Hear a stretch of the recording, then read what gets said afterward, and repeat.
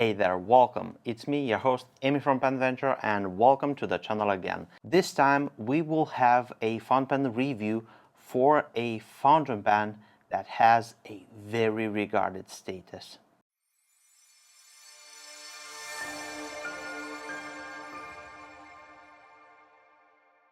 These days, if you take a closer look at the pen hobby and you search some of the threads, the postings, the profiles in social media, it's almost impossible not to stumble upon a huge name, and that name is Omas. It's achieved a mythological status in the pen hobby because it is a pen manufacturer from Italy that went under, and it's no longer manufacturing fountain pens, but their collections, their models are very sought after these days. The subject of our review today is a fountain pen from Omas. That's from my personal collection. I do own several Omas fountain pens, but this one comes with a very fun nib. I think it's a good reason to try it out today and to share my honest review opinions with you all through the PenVenture YouTube channel. So let's begin. Like in true PenVenture style, we're going to take a closer look at the fountain pen. We're going to see some of the details, the aspects. Then we will move into a side-by-side size comparison, writing sample with a gorgeous Extra Flessibile, very rare nib. And in the end, I'm going to share some of my personal opinions, and we are going to end the video. Usually I start with the unboxing experience, but since we don't have a box, this is the Omas Ogiva cocktail. It is a very iconic model from the ex-Omas pen company. It is the 90 years anniversary model of Omas. It came in a collection with 3 different colors for fountain pens. It was a yellow demonstrator, a blue demonstrator, this one, and a red demonstrator. It's called cocktail because it's inspired by the color of 3 famous cocktails. This one is Blue Angel, the yellow one is vodka and lemon, and the red one is Bloody Mary. This is what we have in front of us. It is a fountain pen that I regard to be very versatile, very practical. It is something that will catch your eye if you take a closer look. I did own in the first instance a Bloody Mary Ogiva. One of my very good friends contacted me in order to sell his Ogiva Blue Angel, which is this one right here. We did a swap. I sold the Bloody Mary and got the Blue Angel in exchange for my fountain pen. So this has been sitting for quite some time in my personal collection. I wanted to have a video review for it. Let's begin with the details first. This is regarded as being what we call in the pen industry a cigar-shaped fountain pen with the elongated ends for both finials and finial and cap finial. Taking a closer look at the finial, we can see that it's elongated, it is round in shape, very well polished. The overall shape of the fountain pen is very streamlined and very ergonomic. It can slip into the pocket of your shirt, in the pocket of your jeans without a snagging or anything. I regard this as being a shape that is very ergonomic. Moving forward, we have the clip of the cap, and this is very original. As you take a closer look, you can see that the clip has this intricacy in it. It is built to have this 3D effect. If we turn around this clip, we can see that right here on this end, it is much more wider, and then it starts to trim down and it comes down to this small wheel, which is very helpful if you want to clip this fountain pen. Overall construction of the clip makes it to be quite rigid, but it is not impossible to use. Cap features, like the entire barrel of the fountain pen, these ridges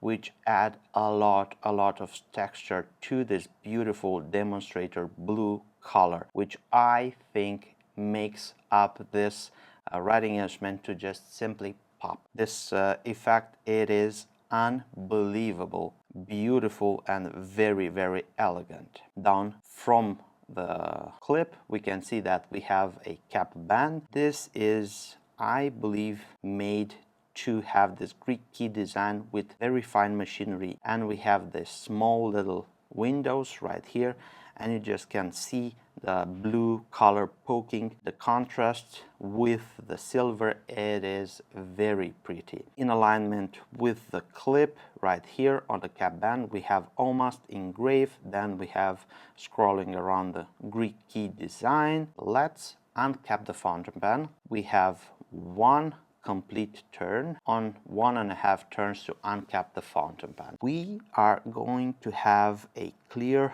image of the nib, and this is the unbelievable rare 14 karat gold Extra Flessibile Nib from Omas. Well, this is one of the most interesting nibs, and it is one of the most problematic nibs in my experience, because this nib, when it was launched, had a major returning rate being overflexed, and the nibs had been poorly understood, because extra flexibile translated means added or extra flexibility. Everyone who got their hand on these nibs started to flexing them very hard, and it is very easy to spring one of these nibs. Just make it and it is looking like this. These nibs are very soft, and they don't have that breaking point in which you get a certain warning and you know where to stop with your flexing. Moving forward, we have on this nib Extra Flessibile Omas, the logo of the nib, 14 karat gold. On the shoulder right here we have the extra fine, the nib size. This is what I've choose to have on my fountain pen. I want to have a lot of line variation, so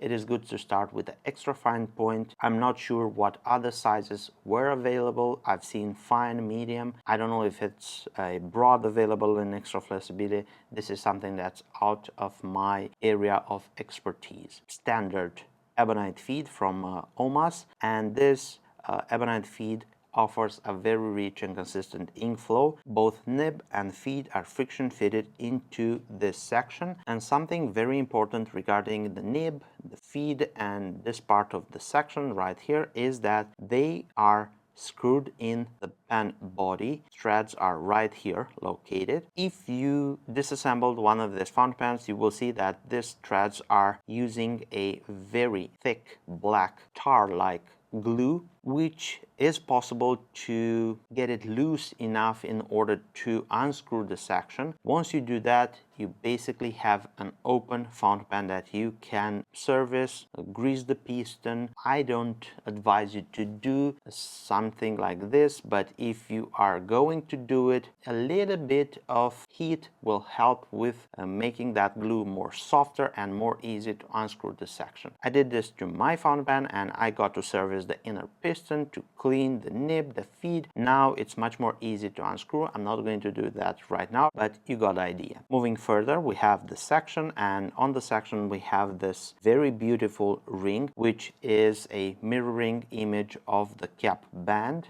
I did see a lot of these fountain pens with this section ring corroded. I don't know what it is, but probably is from the ink. So if you have something like this, it looks flawless and it is not oxidized or faded. This fountain pen wasn't inked too much, so I believe this is one of the reasons why this fountain pen has not been experiencing aging on this ring right here. The section is very interesting. It is a narrow section. It does have a very simple shape. It is not tapering in too much, or it is not flaring out. With this fountain pen, you have to take into consideration that holding it like this, you will most likely touch these threads that are the threads of the capping system. The threads are quite smooth. If you were to use this fountain pen on a daily basis for extended periods of writing, I do believe the threads will at one point make you feel uncomfortable. Moving further, we have this part right here. I don't know if it's a part of the section, but considering the position, I do believe it's a part of the section. So this part is clear. It doesn't feature those ridges that's present on the pen body and the cap. We have the limited edition number right here. I don't know if you catch this. I'm going to try to put it in good light, and it's 179 of 327. This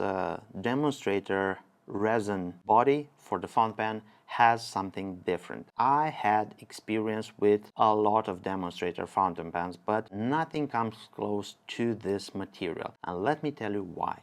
This is a cotton resin. I don't know how they do it. I don't know how this is possible, but it is a material that I would put in between celluloid and resin. It has a bit of both. The deep blue color is very saturated. In order to experience this color and this material, you need to hold it in your hands. Let's proceed further, and we have the step up right here, and this is very abrupt. There isn't any flushing in or anything like this. And then we have the barrel of the fountain pen from here to this ring right here. The barrel of the fountain pen features those ridges that are present on the cap as well. They look very nice. Moving further, we have this ring right here, which marks the end of the barrel, and we can clearly see that the inner works of this pen are visible, and we have this piston filling mechanism with the end knob, and the end knob will make the piston go down or up. This fountain pen holds a huge ink volume. Don't be fooled by the size. This fountain pen is, I would call it small, but it is most likely in the middle, but it packs a huge punch. It has a lot of ink volume, and the piston filling mechanism works like a charm. This has to do a little bit with the fact that I personally make sure that the inner piston is properly lubed. Everything else from the piston filling mechanism, the rod and the end knob are greased, so they are working flawless. And this, my friends, are the details of the Omas Ogiva. Now I think it's time to put it side by side with other fountain pens in order to grasp the overall dimensions and proportions. Then we will go into a writing sample with the beautiful Extra Flessibile Nib, and in the end I'm going to share some of my personal opinions, and we are going to end the video. Here we have the Omas Ogiva standing next to other pen models. From left to right we have Leonardo Momento Zero Grande Luna Rosa, Visconti Bronze Age Homo Sapiens, Omas Ogiva Cocktail, ASC Bologna Extra in Arco Verde, Mont Blanc 1912, and Visconti Opera Master Crystal. Here we have a side-by-side snapshot of the same fountain pens but uncapped. Let's go with some measurements for the Ogiva Cocktail Blue Angel. Capped, the fountain pen measures 145 millimeters, uncapped 130 millimeters, posted 177 millimeters. The total weight of the fountain pen, fully inked and capped, is 23 grams, and uncapped is 14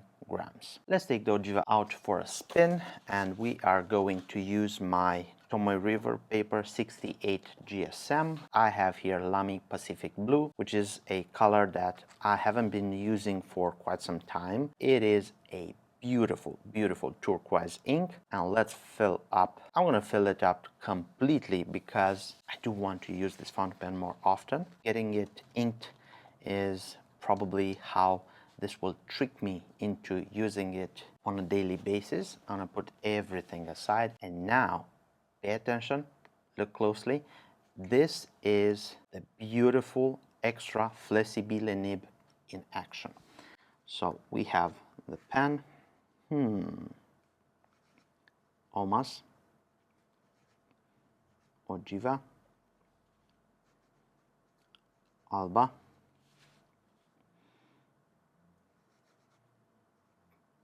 Cocktail. I don't know if it's writing like this. It's too late to check. And this is the Blue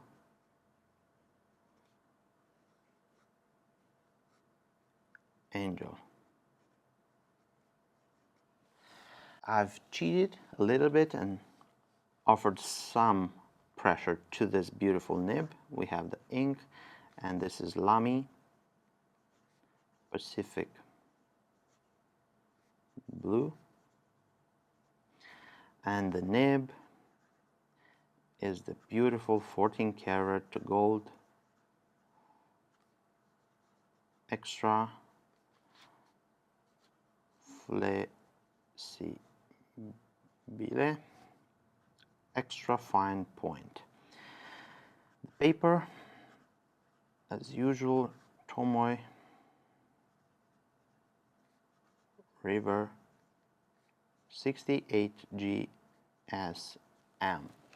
This is a very, very beautiful nib, and I'm going to show you the wetness test first, and this is a gusher. Now take a look at this. It is only one pass. Now let's go with the double pass. This is a fire hose nib, and this is how I like my nibs to be.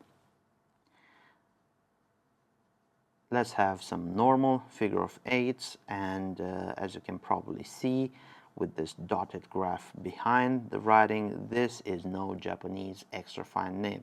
It has a little bit of character, more wetness, and it is not that super hairline thin in regards of the size of the line. Now let's apply some pressure, but careful not to spring this nib. And we do have quite a lot of give for such a nib, but I wouldn't push it much more further than this.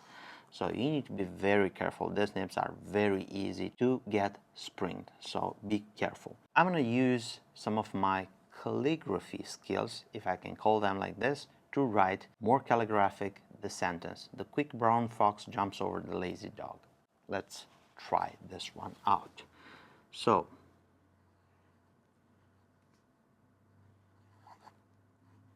the quick brown fox jumps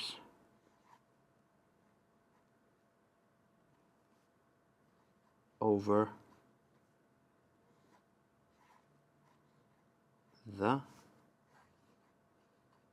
the lazy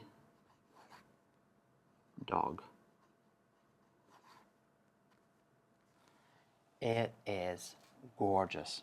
Extra Flessibile nibs are very full of character, and they are beautiful writers. You can use them in order to have normal writing, or if you want to use them in order to add a little bit of character to your writing, you just need to apply a little bit of pressure and you have the flexibility, the wetness. They are quite smooth. Being an extra fine nib, I would expect to have more feedback from the nib. It is not there. I think it's time to put up everything in a few personal opinions, and remember, those are personal opinions. This is a very fancy writing instrument which can be daily carried. It has a lot of wow factor. It has color, this beautiful semi-transparent blue demonstrator resin, which I adore how it looks. It has a very interesting nib, the Extra Flessibile Nib. I don't know the other nibs that are available on this fountain pen. I do believe those are 18 karat gold, but don't quote me on that. This one, it will deliver a very nice writing experience. The pricing of this fountain pen may be a factor that will turn you off. I've seen them going from 400, 500 upwards in 800, 900, depending on the condition, the nib.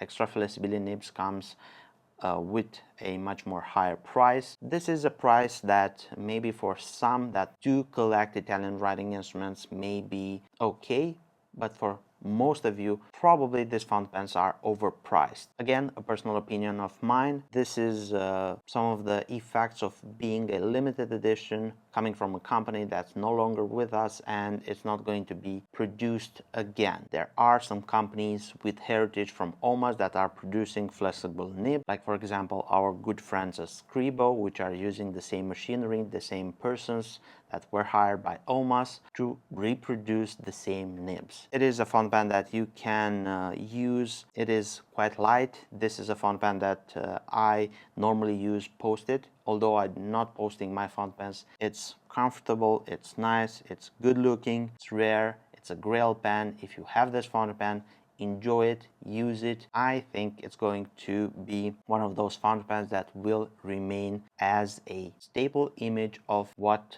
were Omas in their glory days. Those are my personal thoughts regarding the Ogiva Cocktail Blue Angel that I have in my collection. This is a fountain pen that I'm not looking to sell. Thank you for spending your time with me on the Pen Venture YouTube channel. Let me know into the comment section down below if you want to add something to my personal review. If you have more questions regarding the Ogiva cocktail, let me know and I will be more than happy to answer all of your questions. If you are looking for a next writing instrument, down below you will find the links for my website, my social media accounts, and also my emails. If you want to support me doing videos like this and you find my reviews useful, give this video a big thumbs up. This will help me a lot with the algorithm to reach out to many more just like you. And if you want to support me doing more videos, subscribe to the Pen Venture YouTube channel. You can do that right now. Click here and turn the notification bell on. If you want to see more quality content from Pen Venture and myself, check this video up. Thank you for watching this. My name is Emi and I look forward to seeing you next video. Take care, stay safe, enjoy, have a great day. Bye bye.